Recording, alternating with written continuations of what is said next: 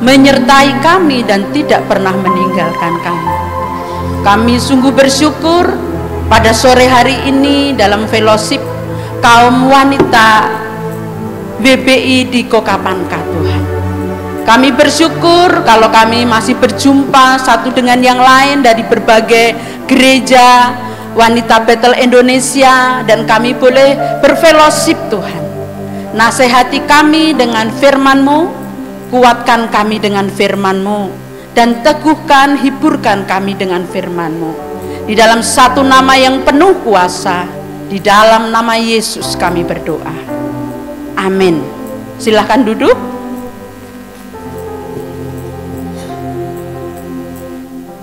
Shalom. Puji Tuhan, pada kesempatan ini sekaligus merayakan ulang tahun GBI yang ke-53, kita dapat berhimpun di Gereja Bethel Indonesia Jalan Jati.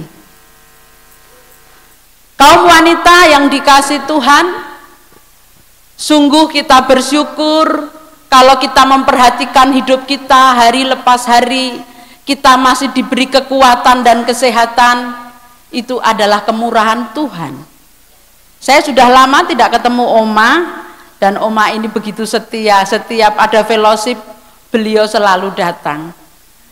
Kalau melihat orang yang sudah lanjut usia tetap setia, aduh saudara, memang seharusnya demikian. Ini harus menjadi teladan bagi banyak oma-oma, tidak hanya duduk-duduk di rumah, tetapi mencari Tuhan. Kaum wanita yang dikasihi Tuhan, firman Tuhan pada sore hari ini saya memberikan tema menjadi mempelai Kristus. Bagaimana kita dapat menjadi mempelai Kristus? Di dalam Keluaran 20 ayat 31, itu ayat yang tidak asing buat kita. Di sana dikatakan, Keluaran 20 ayat 3 dikatakan, jangan ada padamu Allah lain di hadapanku. Jangan ada padamu Allah lain. Bukan tanpa alasan.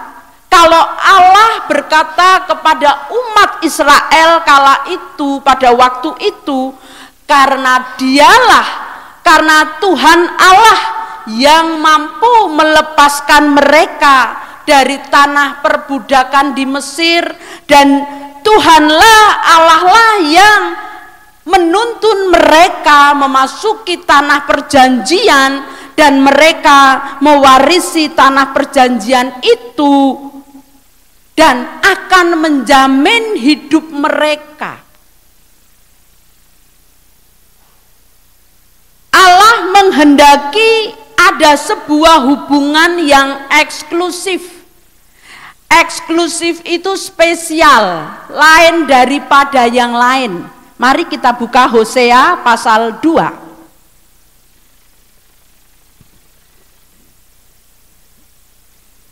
Hosea pasal yang kedua ayat 15 dan 19. Hosea pasal yang kedua ayat 15 dan 19. Demikian bunyi firman Tuhan. Maka pada waktu itu demikianlah firman Tuhan, engkau akan memanggil aku suamiku, dan tidak lagi memanggil aku Baalku. Ayat 19, aku akan menjadikan engkau istriku dalam kesetiaan, sehingga engkau akan mengenal Tuhan. Kaum wanita yang dikasihi Tuhan, sedemikian eratnya hubungan yang eksklusif antara umat Tuhan dengan Allah yang memimpin mereka dari tanah perbudakan kala itu, digambarkan ada sebuah hubungan yang lain daripada yang lain. Digambarkan di sini kitab Hosea menyebutkannya seperti relasi antara suami dan istri. tidak bisa dibandingkan dengan hubungan yang lain kalau itu antara suami dan istri. Sebuah misteri, tetapi itu sebuah kenyataan. Sehingga Allah memberi gambaran bagaimana ada sebuah hubungan yang sangat intim antara Allah dengan umatnya. Ini di perjanjian lama. Lalu bagaimana dengan perjanjian baru berkaitan dengan sebuah hubungan yang eksklusif ini? Mari kita buka Matius 22 ayat 37. Matius 22 ayat 37.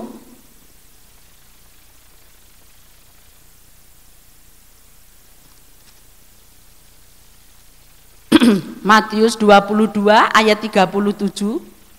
Jawab Yesus kepadanya, kasihilah Tuhan Allahmu dengan segenap hatimu dan dengan segenap jiwamu dan dengan segenap akal budimu.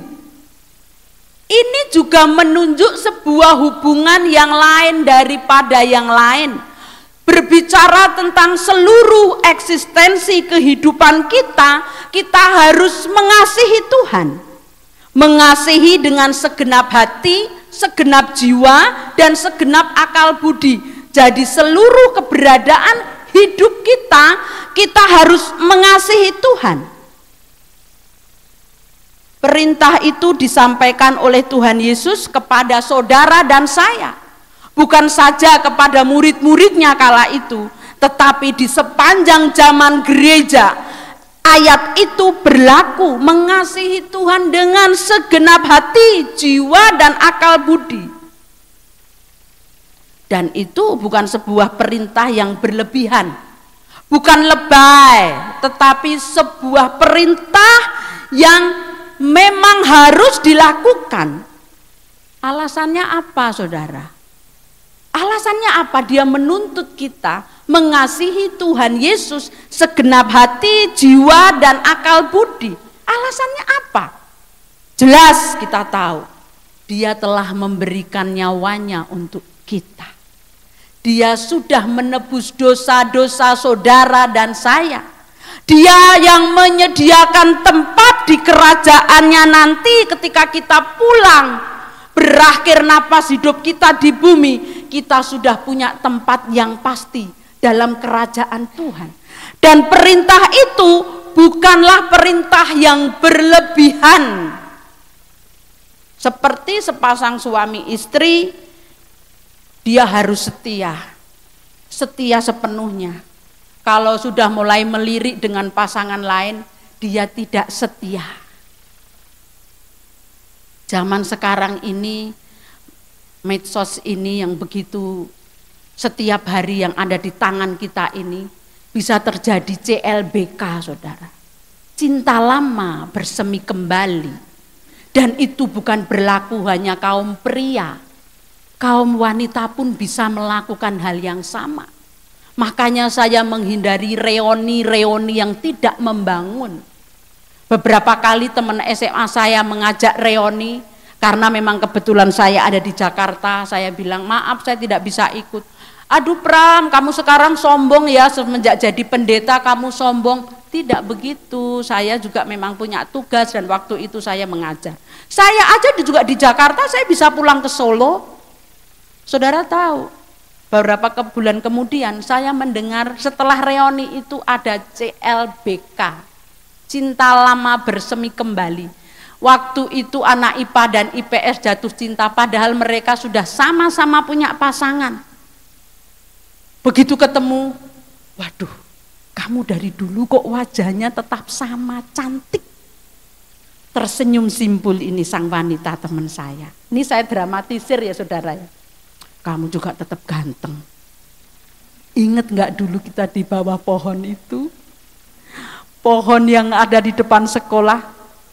Saudara, dan lain selanjutnya terjadilah akhirnya mereka tukaran nomor HP yang ada WA. Kemudian dari selamat pagi kirim emotion yang lucu-lucu. Ada gambar muah-muah. Kan gambarnya banyak saudara ya, kalau kita terima kasih begini, kita sedih ada gambar nangis, ada lucu gambar tertawa. Kalau gambar mengungkapkan cinta ada lope-lope banyak sekali saudara. Itu nggak pantas diberikan kepada temennya yang laki-laki yang sudah punya istri dan dia juga punya suami. Kalau kita memiliki kesetiaan yang sungguh kepada Tuhan, mengasihi dia dengan segenap hati, jiwa dan akal budi, Alkitab menyebutkan seperti hubungan suami istri, sebuah hubungan yang spesial lain daripada yang lain, yang tidak ada di tempat manapun kecuali pasangan kita buka cabang yang lain. Tapi secara natural Tuhan menciptakan Adam dan Hawa, dan Adam diberikan Hawa. Bukan saja Adam, ada lagi namanya Tini, ya kan? Setelah dia punya Hawa ada Tini, ada Endang, enggak? Adam Hawa. Dari sejak semula demikian. Kesetiaan itu harus dibangun. Dalam 2 Korintus 11 ayat 2 dikatakan oleh Rasul Paulus kepada jemaat Korintus, 2 Korintus 11 ayat 2, karena aku telah mempertunangkan kamu kepada satu laki-laki untuk membawa kamu sebagai perawan suci kepada Kristus. Perawan suci kepada Kristus. Kita semua ini orang percaya, ngomong tentang mempelai, berbicara tentang mempelai itu bukan gender, tetapi sebuah hubungan rohani. Dibayangkan seperti suami istri. Di sini saudara perhatikan, kita jemaat Tuhan, orang-orang percaya itu adalah mempelai Kristus, dan kita harus menjaga kekudusan kita sampai nanti ada perkawinan dengan anak domba, pesta anak domba, mempelainya kita bersama dengan Kristus. Artinya kalau kita sudah dipertunangkan kepada satu laki-laki, artinya di sini orang-orang yang tidak boleh memiliki ikatan kecuali dengan Tuhan. Tidak boleh ada ikatan kecuali dengan Tuhan, karena kita sudah dipertunangkan dengan Kristus. Jangan menimbulkan cemburu Tuhan, karena apabila cemburu maka akan berubah menjadi benci. Kalau dalam Nahum 1 ayat 2 sampai 3 digambarkan, ketika Allah cemburu digambarkan seperti badai yang mengamuk, terjadi puting beliung yang dahsyat. Kita ingat beberapa tahun lalu adanya seroja. Itu kesan yang tidak pernah terlupakan seumur hidup saudara dan saya. Saya tanya dengan orang Sumba, pernahkah ini terjadi? Tidak pernah. Dan saya orang Jawa yang tinggal di Sumba juga pertama kali dan tidak mau kedua kali mengalami yang itu puting beliung. Bahkan sampai itu pohon mangga saya yang paling ujung terbang. Pohon yang besar rubuh. Untung tidak menjatuhi mobilnya Tante Rus yang waktu itu masih baru. Untung dia belok saudara. Kalau jatuh itu mobil baru bisa penyok jadi kayak tempe goreng. Tapi saya tahu rupanya Tante Rus di dalam itu pujian penyembahan. Tante Rus mendampingi Om Rus yang sedang sakit, situasi begitu seorang wanita, ya cara lainnya harus memuji menyembah Tuhan, mendapat kekuatan. Kalau Tuhan marah, kemarahan Tuhan itu baru begitu saudara. Di jemaat Aibara ada orang yang tidak pernah, namanya orang Sumba nyebutnya tidak pernah injak gereja. Pada waktu terjadi ini seroja saudara, dia di tengah-tengah sambil teriak-teriak, aduh kayaknya mau kiamat nih, mau kiamat, aduh aku mau mati nih, aku mau mati, ih Tuhan tolong. Saudara tahu dia di tengah-tengah, sampai saudaranya, keponakannya itu kan anak pemuda saya bilang, om jangan kayak orang gila om. Sementara itu angin nggak karuan, terus dia terpaksa masuk rumah. Saudara tahu besoknya kan suasana setelah menjelang pagi subuh itu mulai reda ya, karena saya Mama Krismi Itu juga lari ke tempat saya karena sengnya pada terbang. Setelah itu besoknya biasa lagi, saudara. Tapi saya dengar dari jemaat yang ngungsi di gereja, pada ke gereja, pada waktu peristiwa itu mereka menyanyi lagu. Yang jarang ke gereja pun tiba-tiba menjadi orang yang rohani nyanyi. Oh, ku mau cinta Yesus selamanya, sambil takut karena dia takut kalau dicabut nyawanya malam itu.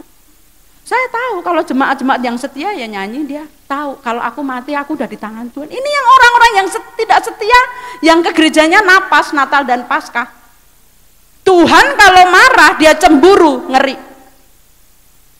Itu sebabnya bagi saudara dan saya mempelai Kristus ini harus menjaga kesucian hidup. Dan kita sudah dipertunangkan dengan satu laki-laki, yaitu Yesus Kristus itu.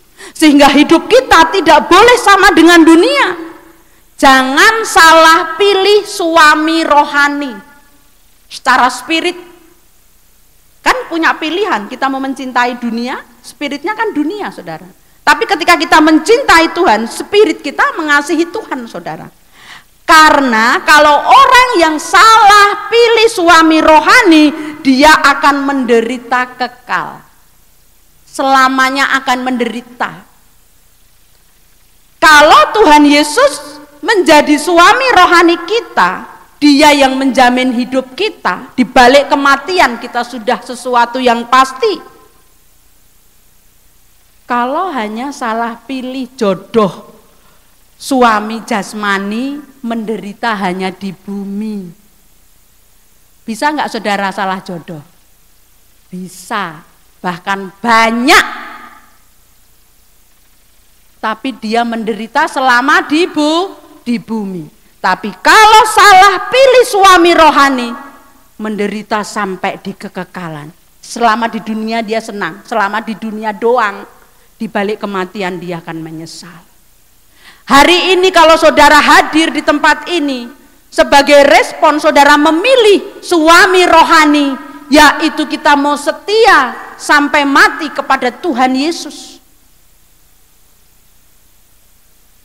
Saudara, banyak kisah-kisah sedih kalau seorang wanita dikhianati suaminya, seorang perempuan dikhianati suaminya. Bawaannya putus asa dan rasanya pengen mati.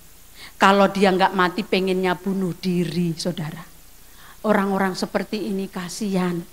Dia mati, dia bunuh diri, dia mati. Yang senang suaminya. Dia tambah kawin lagi. Jadi bagi wanita yang mungkin salah jodoh hari-hari ini menderita karena mungkin pasangannya, jangan menyesal. Yang penting jangan salah pilih suami rohani. Sudah terlanjur nggak bisa tukar tambah. Kalau laki-laki gampang tukar tambah, kalau mereka tidak takut Tuhan. Tapi bagi wanita kita ini terintimidasi.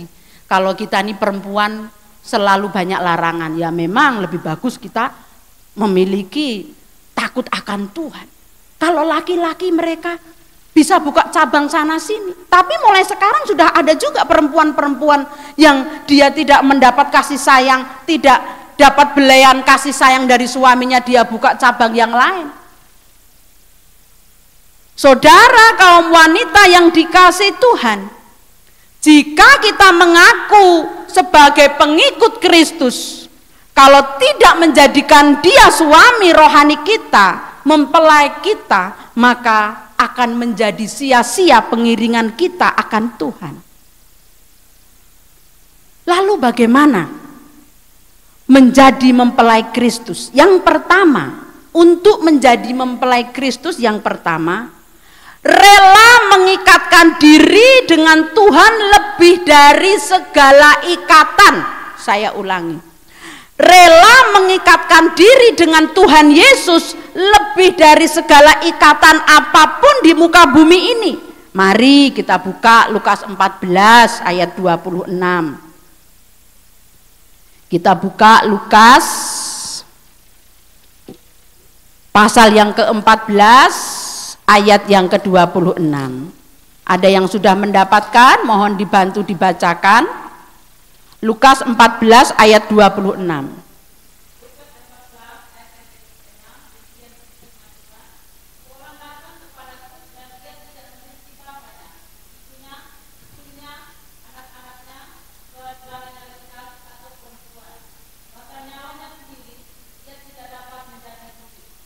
Alkitab yang ngomong nih, kalau mau mengikut Tuhan itu harus radikal, sepenuh hati, ikatannya lebih kuat dari apapun yang ada di muka bumi ini, lebih dari apapun dan siapapun. Memang ini berat. Saudara kalau mau menghayati dari isi Alkitab, mengikut Tuhan itu harganya mahal.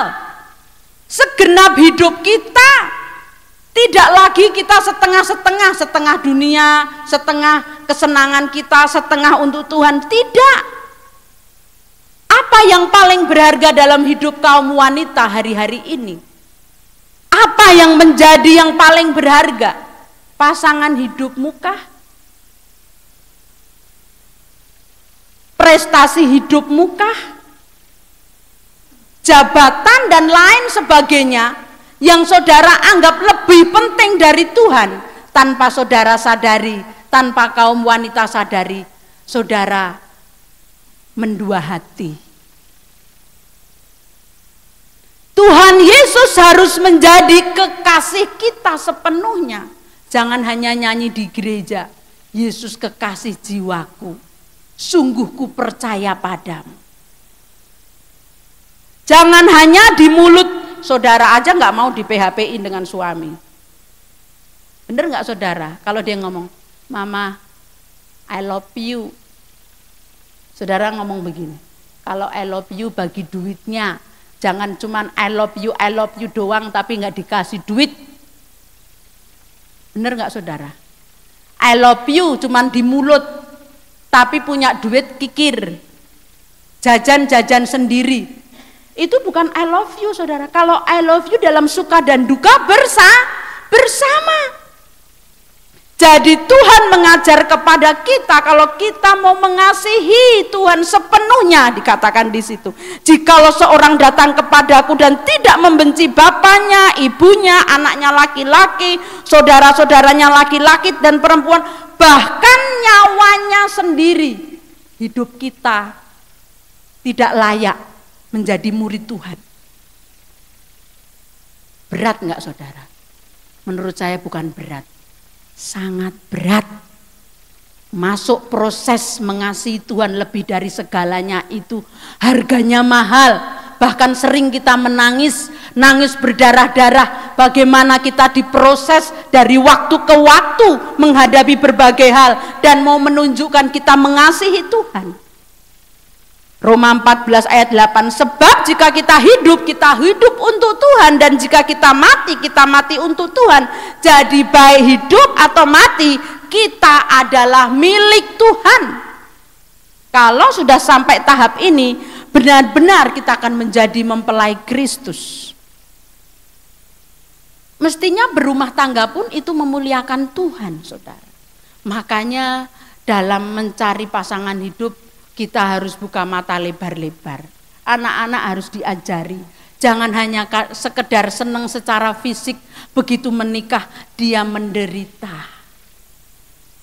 Tentunya mama-mama sudah punya pengalaman dalam dunia rumah tangga. Semuanya untuk melayani Tuhan. Menikah atau tidak menikah itu pun melayani Tuhan. Bekerja itu pun melayani Tuhan. Mendampingi suami dengan setia itu melayani Tuhan. Kan saya pernah sampaikan beberapa waktu lalu kalau nggak salah di gerejanya Bapak Hengki Jega. Pelayanan terberat itu di rumah tangga. Karena 24 jam. Kalau nggak sabar-sabar ini para wanita-wanita ini, kita sering kali di sini kayak ada kedondong yang nyangkut. Artinya gondok, jengkel.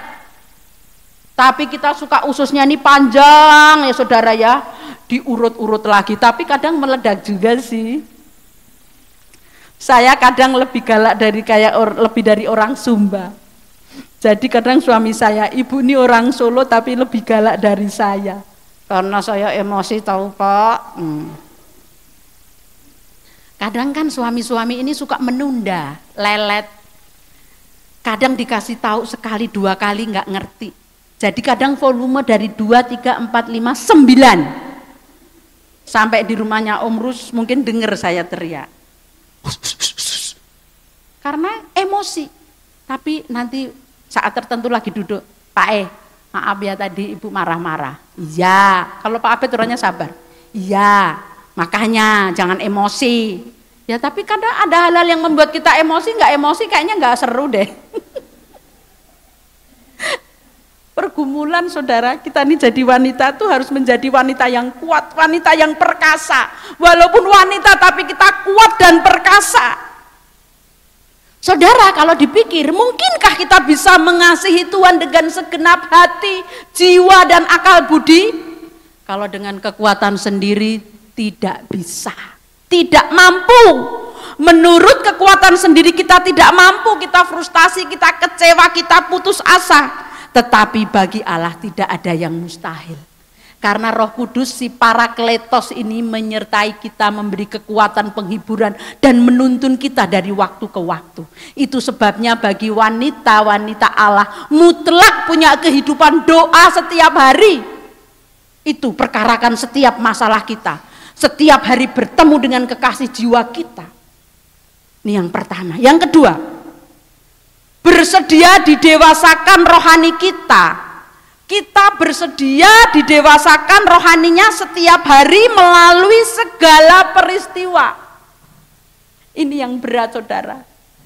Kalau tadi mengasihi Tuhan dengan sepenuh hati, punya ikatan spesial dengan Tuhan. Yang kedua, bersedia didewasakan rohaninya setiap hari melalui segala peristiwa. Roma 8 ayat 28 sampai 29, mari kita buka. Roma pasal 8 ayat 28 sampai 29. Kita tahu sekarang bahwa Allah turut bekerja dalam segala sesuatu untuk mendatangkan kebaikan bagi mereka yang mengasihi Dia, yaitu bagi mereka yang terpanggil sesuai dengan rencana Allah. Sebab semua orang yang dipanggilnya dari semula, mereka juga ditentukan dari semula untuk menjadi serupa dengan gambar anaknya, supaya anaknya itu menjadi yang sulung di antara banyak saudara. Ini berat saudara. Saya sendiri dalam proses, melalui proses yang panjang untuk sampai di tahap itu, dan saya masih jatuh bangun. Didewasakan rohani kita setiap hari dalam segala peristiwa.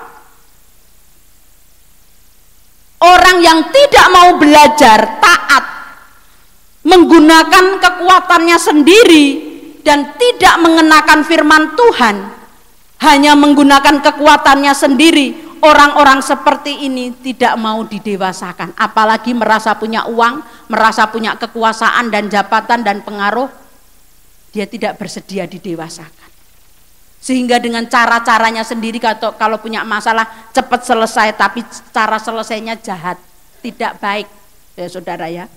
Menggunakan cara-cara dunia, kemampuan berpikirnya, rasionalnya, cara pandang hidupnya, tradisi nenek moyang, bukan firman.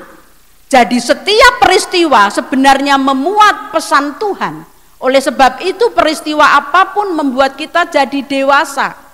Kalau saya mendengar ada orang kalau menghadapi masalah cepat ke dukun, ke orang pinter, lah yang pinter itu siapa saudara? Ada yang namanya Joko Bodo, tapi dia disebut pinter padahal bodoh ya saudara. Tidak ada cara lain, proses itu harus kita lewati karena itu mendewasakan kita. Jangan kita bertindak bodoh ketika kita menghadapi masalah, sehingga kita mengalami penyesalan yang berkepanjangan. Aduh, coba kalau waktu itu saya nggak begitu. Jangan akhirnya kita menyesal. Jangan menghadapi masalah dengan cara-cara daging kita. Oleh sebab itu cara pandang hidup kita harus diubahkan melalui kebenaran firman Tuhan dari waktu ke waktu, sehingga kita memiliki cara pandang, cara berpikir yang orientasinya kepada Tuhan. Karena setiap peristiwa yang datang seizin Tuhan dan kita harus menghadapinya. Makanya kalau kita punya waktu doa yang panjang, itu saat-saat yang paling indah lebih dari apapun. Saya kalau punya masalah, saya punya pergumulan, yang tahu dulu itu Tuhan. karena saya akan lapor sama beliau. Kadang dengan air mata yang berderai-derai, senggukan, Tuhan tolong aku, mampukan aku, buat aku mengerti rencanamu, kenapa ini aku harus hadapi, tolong aku Tuhan, aku mau menyenangkanmu tapi walaupun aku sakit. Saudara tahu ketika saudara mau menyenangkan Tuhan, itu sakit loh, di daging kita ini sakit banget, apalagi itu menyangkut harga diri, perasaan. Aduh saudara gak bisa digambarkan nih, perempuan ini kan mainnya perasaan nih. Kalau kita sudah tersinggung, kita tidak dihargai, kita ini dianggap sepele, aduh itu sakit. Tapi kalau kita perkarakan dengan Tuhan, nanti Tuhan akan menuntun kita, Roh Kudus menghibur kita. Terus kita jadi ingat, oh iya ya, Tuhan pun menghadapi itu. Oh Tuhan, ajar aku seperti Engkau, memiliki hati yang lembut. Tidak bisa digambarkan saudara, saya tahu setiap saudara pasti punya masalah, masing-masing punya porsi masalah yang saudara harus hadapi. Tetapi itulah cara Tuhan mendewasakan saudara dan saya untuk kita menjadi kekasih-kekasih Tuhan. Itu sebabnya kita harus belajar firman setiap hari, kita berdoa setiap hari supaya kita memiliki pribadi yang kuat dalam menghadapi segala situasi hidup. Kita jadi kuat kalau kita banyak berdoa. Amin. Saudara, kalau berdoa cuma 5 menit, 10 menit, tingkatkan 5 menit, 10 menit, 15 menit, 20 menit, 30 menit, bahkan 1 jam. Enggak kerasa. Saudara aja kalau ngerumpi ke tetangga itu sambil makan sirih pinang ya saudara, lebih dari 1 jam. Tapi kalau sama Tuhan baru doa 10 menit udah nguap-nguap, kayaknya udah didoain seluruh dunia kok cuma 10 menit, ya ampun. Saudara nggak melatih. Doa itu tidak selalu ngomong, kadang kita diem, nyanyi lagu itu mewakili doa kita loh. Serius saudara. Kekuatan di jiwaku, ketenangan di batinku, itu doa loh saudara. Doa kita, kadang saya pakai gitar, kadang enggak, kadang saya bersuara keras, kadang saya hanya lembut, hanya kadang oh haleluya, Engkau kekasih jiwaku, Engkau Tuhan dan Allahku yang memampukan aku. Kadang saya berbisik, kadang saya suara keras, tergantung selera. Kita ngobrol sama tetangga aja kadang juga keras-keras, tapi kadang bisik-bisik juga karena tetangga ada yang sakit gigi daripada kita diomelin. Saudara yang Tuhan kasihi, jangan kamu menjadi serupa dengan dunia ini, tetapi berubahlah oleh pembaharuan budimu sehingga kamu dapat membedakan mana kehendak Allah, apa yang baik, yang berkenan kepada Allah dan yang sempurna. Dibaharui cara berpikir kita dari hari ke hari melalui firman. Dan Roh Kudus akan bekerja di dalam jam-jam doa kita. Yang ketiga saudara, bersedia untuk setia sampai akhir. Mari kita buka Wahyu 17. Kitab Wahyu pasal yang ke-17 ayat yang ke-14. Wahyu 17 ayat 14. Mereka akan berperang melawan anak domba, tetapi anak domba akan mengalahkan mereka karena ia adalah Tuan di atas segala tuan dan Raja di atas segala raja. Mereka yang bersama-sama dengan dia juga akan menang, yaitu mereka yang terpanggil, yang telah dipilih, dan yang setia. Setia ini harga mati. Harga mati. Setia sampai akhir. Apakah saudara dan saya bersedia setia sampai akhir? Jangan terjadi perselingkuhan rohani. Jangan mengaku Kristen tetapi perbuatan kita perbuatan-perbuatan yang mendukakan hati Tuhan. Itu tuh perselingkuhan rohani, melakukan tindakan-tindakan yang melukai hati Tuhan. Hidupnya menyesuaikan diri dengan kebiasaan-kebiasaan duniawi yang memuja, menjunjung tinggi sesuatu atau seseorang yang lebih dari Tuhan. Itu perselingkuhan rohani. Seperti jemaat di Smyrna, dia mendapat pujian dari Tuhan. Orang yang bersedia didewasakan rohaninya setiap hari melalui segala peristiwa hidupnya memiliki kemungkinan besar untuk setia sampai akhir. Jadi kalaupun kita jatuh bangun dalam proses pendewasaan ini, ayo tetap semangat. Ayo kaum wanita tetap semangat dalam proses pendewasaan, dan melalui segala peristiwa yang kita alami memiliki kemungkinan besar untuk kita setia sampai akhir, saudara. Orang yang tetap bertahan dalam segala keadaan, dialah yang memperoleh kesukaan bersama dengan Tuhan kelak. Saudara mau mendapat kesukaan? Tetaplah setia sampai akhir.